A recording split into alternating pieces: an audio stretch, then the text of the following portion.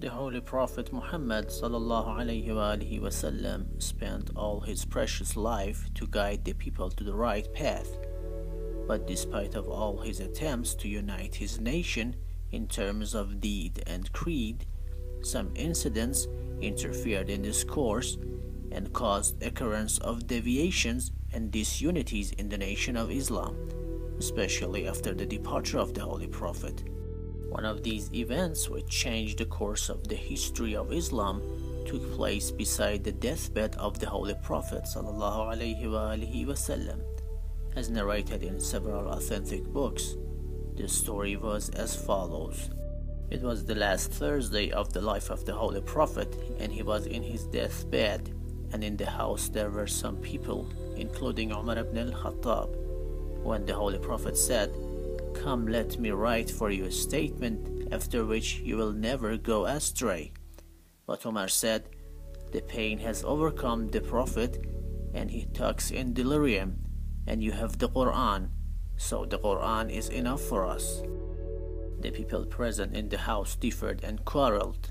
Some insisted on obeying the Prophet's order, while the others prevented that from happening by supporting what Omar said.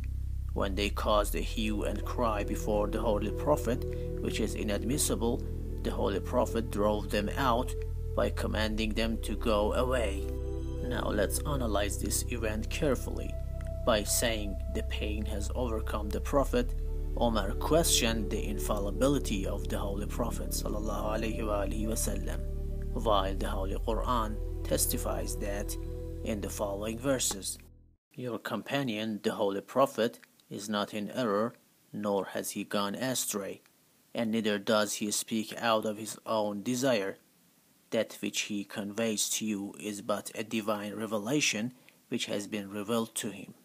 Omar and his supporters caused a quarrel by disobeying the order of the Holy Prophet and preventing others from obeying as well, while their duty was to refer to the Prophet in any quarrel and debate and surrender to his judgment, as the Quran says.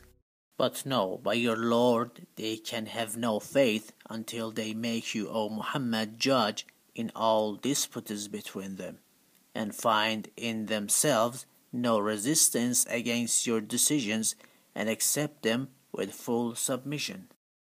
The believing men and women must not feel free to do something in their affair other than that which has been already decided for them by God and His Messenger. One who disobeys God and His Messenger is in plain error.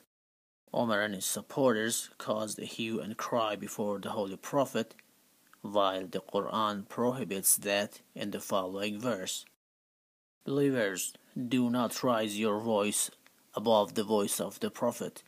Do not be too loud in speaking to him, as you may have been to one another, lest your deeds will be made devoid of all virtue without your realizing it." But the key puzzle in this event that should be solved is, what was that statement which the Holy Prophet was about to write, that by following it the nation of Islam would be saved forever from going astray? By investigating the narrations of the authentic books, we come across some hadith which can solve that puzzle for us. According to these narrations, the Holy Prophet ﷺ said that he is leaving among his nation two precious things, which by following them they shall never go astray after him. One is the Book of Allah, Quran, and the other is the Prophet's family, meaning the members of his household, and these two will never split until they meet the Prophet at the heaven.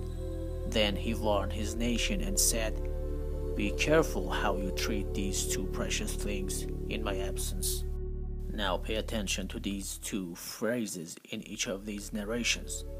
The Holy Prophet said in his deathbed, "Let me write for you a statement after which you will never go astray." And he said in the second hadith, "I am leaving among you the things which, if you follow them, you shall never go astray after me." Therefore, the Holy Prophet wanted to emphasize on the duty of his nation after his departure, which is following the Quran and certain members of his household. is a statement of the Prophet, which the Quran and his family never split, shows that he meant by his family those of them who never depart from the Quran in terms of words, deeds, and creeds, which means those of them who are infallible and flawless as the Holy Prophet and the Quran.